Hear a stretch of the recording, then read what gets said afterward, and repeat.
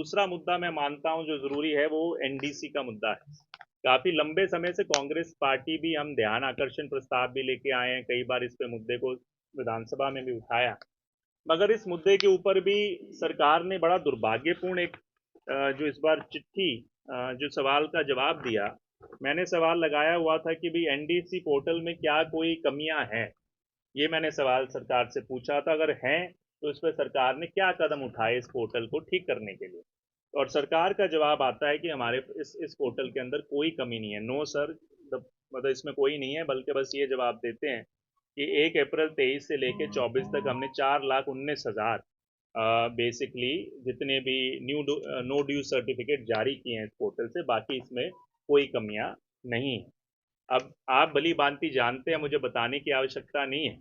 कि किस प्रकार से ये एनडीसी पोर्टल जी का जंजाल, पहले चाहे वो याशी कंपनी की बात हो, उसको तो बल्कि हुड्डा साहब ने भी रखा था, कि किस प्रकार से याशी कंपनी के अंदर एक धांधली कह लो, घोटाला कह लो, किस तरह से उन्होंने सर्वे करवाए गए, सर्वे इतना पैसा उनको दिया, व्यर्थ हुआ।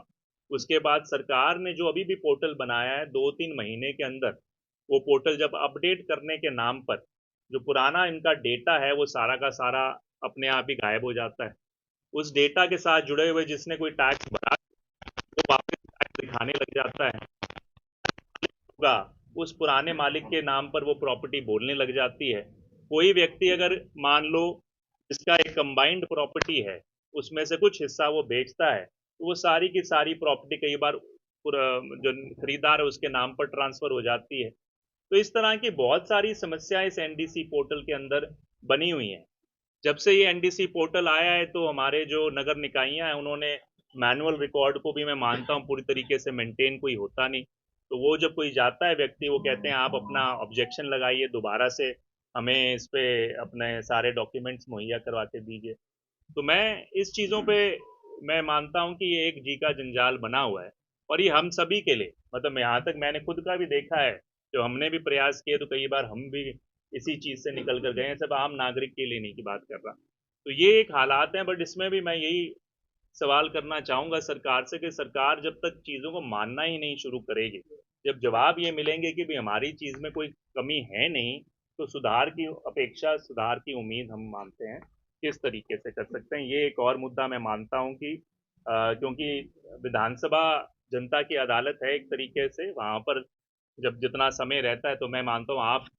चौथा स्तंभ है, तो उसके माध्यम से भी इन मुद्दों को उठाया जाना चाहिए, ज़्यादा से ज़्यादा इसको तवज्जो भी मिलनी चाहिए।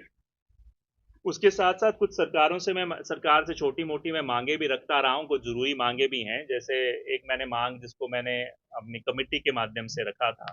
कि क्योंकि बिश्नोई समाज की भावनाएं उसके साथ काफ़ी जुड़ी हुई, कि जो हमारी राज कैनाल में मछली पालन का रहता है उसके ऊपर मैंने 2-3 बार मुद्दा भी उठाया है, तो उसके ऊपर भी उसे रद्द किया जाए जो ठेका छूटता है।